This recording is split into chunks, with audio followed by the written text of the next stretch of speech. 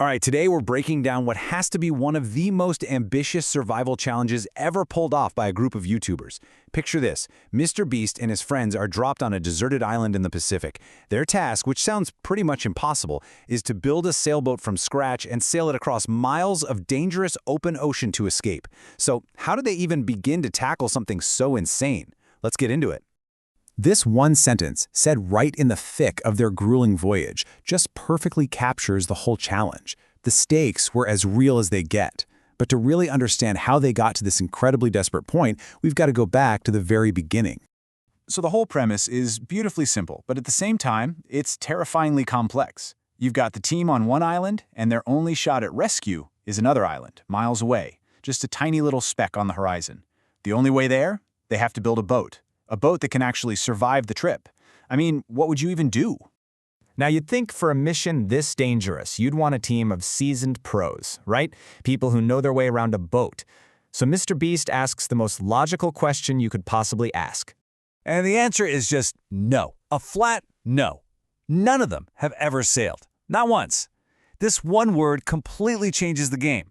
It's not just a survival mission anymore, it's a trial by fire for a group of total novices, which makes the odds just astronomical. And this really shows you that they got it. They knew how completely absurd the plan sounded. It wasn't just a little daunting, it felt genuinely impossible. A task so huge, it was kind of bordering on insane. But before they could even think about taking on the ocean, they had to survive the island itself. I mean, building a boat is totally pointless if the environment gets you first. So this became their immediate, all-consuming focus. And wow, what an environment it was. This was not about just avoiding a stray snake here and there. They were surrounded by some of the most venomous creatures in the region. Can you imagine trying to gather stuff for a boat when one wrong step could literally be fatal? And on top of that, they were fighting crippling heat and a water supply that was just constantly dwindling. Every single moment was a struggle. This quote from Nolan just puts their suffering into perspective. It's not some abstract danger. It's a physical, non-stop assault on their bodies. Over 60 bug bites on his arms and hands alone. That was the reality they were living in and day out. So where did they get their supplies? It's not like there's a Home Depot on the island. Their salvation, and this is the crazy part, came from the most unlikely source: garbage. Plastic barrels, crates, old ropes, all the pollution washing ashore from ships, that became the actual foundation for their escape. So, they've got their materials. Now for the engineering part. This whole phase of the challenge was just a masterclass in being resourceful. They had to turn a pile of, pollution into a vessel that could actually sail on the ocean, and they had to rely on pure ingenuity, teamwork, and a lot of trial and error.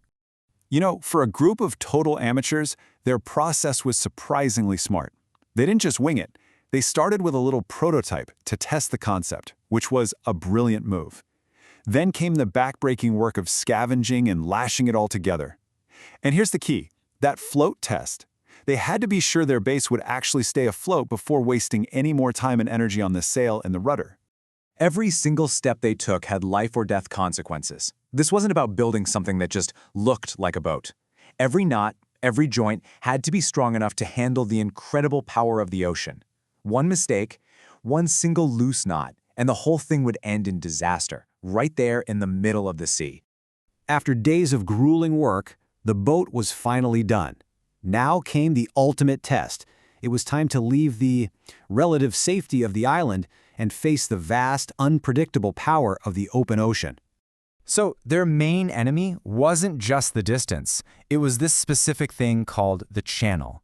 This is where the currents were the absolute strongest, a powerful force of nature that was actively trying to drag their little raft sideways and just suck them out into the endless Pacific. This warning from Haas, who's kind of their captain, really highlights the sheer physics of their struggle. They weren't just floating along. They were in a constant physical fight, using every last ounce of their strength to row against a current that was trying to pull them way off course and into total oblivion. 7 hours. Just let that sink in. 7 hours of nonstop, physically draining rowing. And they were starting to feel hopeless. Their bodies were failing, their spirits were cracking, and that island still looked impossibly far away. The physical toll was just immense. It wasn't only about being tired. We're talking severe seasickness, dizziness. Their bodies were starting to completely shut down. They were pushing way past every known limit, to the point where some of them were physically unable to even paddle anymore. But then, a glimmer of hope. The tide shifted in their favor. All of a sudden, they were making incredible progress, pushing through the pain. They were right on the verge of victory, entering what they had to believe was the final stretch of this insane journey. These final hours were an absolute roller coaster. At hour 8, hope is back. By hour 10, they're just 1 mile away. But at hour 11, the clock starts ticking, fast. The tide is beginning its final shift, and then, at hour 12, the hammer just drops. The tide turns completely against them. The tragedy of this moment is just brutal. They were half a mile away, so close you feel like you could almost swim for it, but the ocean, which had just for a moment been their friend, was now their enemy again, actively pushing them backwards, away from their goal. After 12 hours of non-stop effort, the realization sinks in. It's over. The raw emotion here is just, you can feel it. This isn't just being disappointed, it's the complete and utter heartbreak of pushing your body and your mind to the absolute breaking point, only to have victory snatched away at the very last second. But here's the key takeaway. In the face of this soul-crushing failure, Mr. Beast doesn't make excuses. He just owns it. He channels that hatred for losing not into complaints, but into fuel. And it leaves us with this really powerful final thought. Victory isn't always about crossing the finish line. Sometimes it's about what you learn when you fail, and the promise you make to yourself to never, ever fail that way again.